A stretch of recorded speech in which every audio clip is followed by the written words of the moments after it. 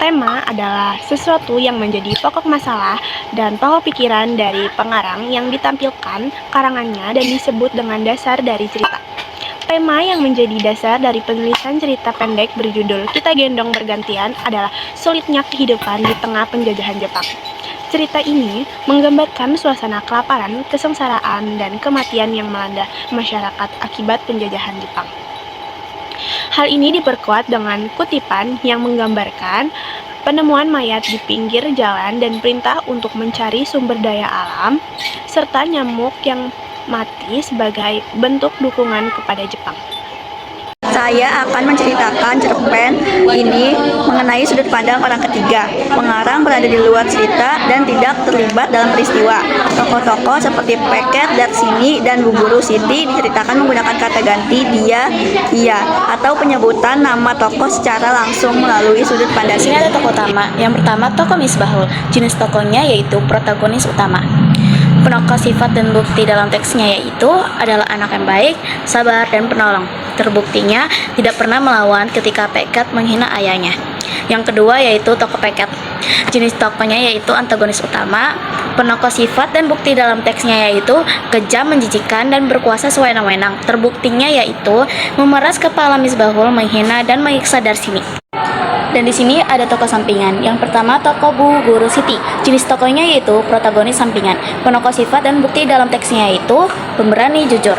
Terbuktinya yaitu berani dengan melawan Peket, yaitu membentaknya. Yang kedua yaitu tokoh Umar. Jenis tokohnya yaitu protagonis sampingan. Penokol sifat dan bukti dalamnya yaitu baik hati dan setia kawan, teman Misbahul. Terbuktinya ia mengikhlaskan kudanya untuk dipakai Misbahul, meski agak ragu-ragu. Yang ketiga yaitu tokoh Darsini. Jenis tokohnya yaitu protagonis sampingan. Penokol sifat dan bukti dalam teksnya yaitu pendiam dan penakut. Korban kejahatan Peket, ia akhirnya meninggalkan karena sakit dan kurang makan setelah mendapat perlakuan buruk dari Peket. Yang keempat yaitu tokoh Ibu Misbahul. Jenis tokohnya yaitu tokoh sampingan. Penokol sifat dan bukti dalam teksnya yaitu penyayang dan protektif terhadap anaknya. Terbuktinya menarik Misbahul untuk melompat ke parit agar selamat dari bahaya sirene, tanda kedatangan serdadu Jepang. Yang kelima yaitu tokoh Ayah Misbahul. Jenis tokohnya yaitu tokoh sampingan. Penokol sifat dan bukti dalam teksnya yaitu lemah dan korban kekejaman serdadu Jepang. Ia tewas karena disiksa dan diinjak oleh tetangga atas paksaan serdadu Jepang. Yang keenam yaitu tetangga Misbahul. Jenis tokohnya yaitu tokoh sampingan. Penokol sifat dan bukti dalam teksnya yaitu penakut.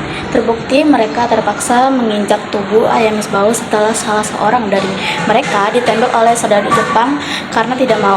Yang ketujuh yaitu serdadu Jepang. Jenis tokohnya yaitu tokoh sampingan. Penokol sifat dan bukti dalam teksnya yaitu kejam dan jahat. Terbukti memerintahkan tetangga untuk menginjak Ayah Misbahul dan mengancam akan menembak jika tidak menurut. Yang kedelapan yaitu seorang laki-laki. Jenis tokohnya yaitu tokoh sampingan. Penokol sifat dan bukti dalam teksnya yaitu baik hati.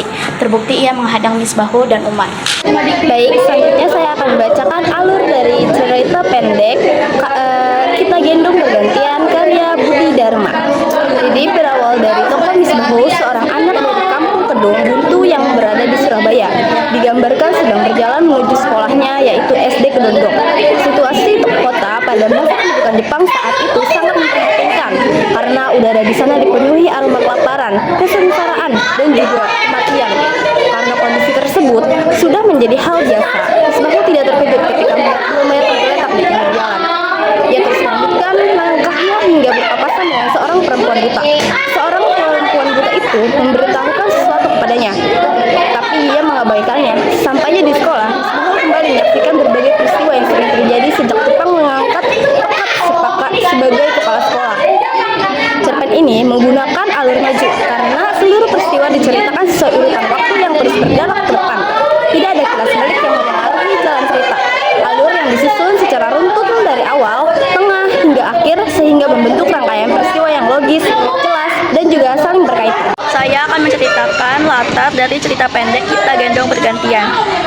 Latar dari cerita pendek Kita Gendong Bergantian pergantian memiliki 3 unsur latar utama, yaitu latar tempat, latar waktu, dan latar suasana.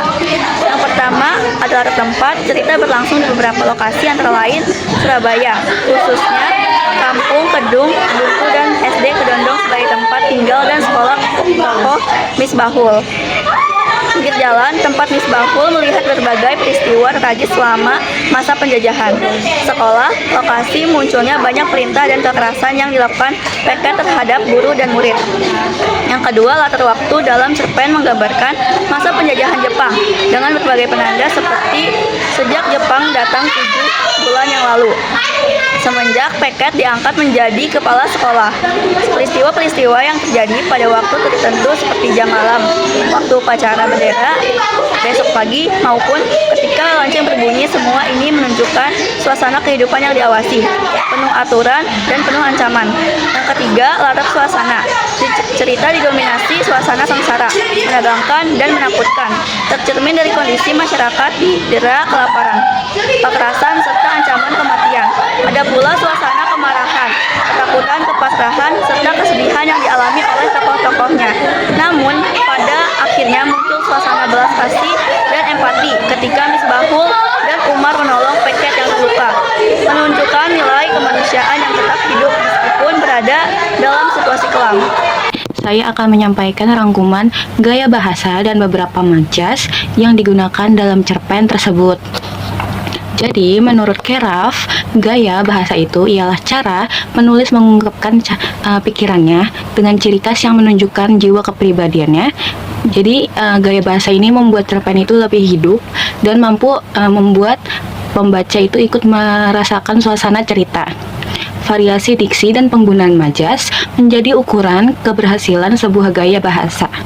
Dan inilah beberapa majas yang digunakan dalam cerpen tersebut beserta contoh kalimatnya.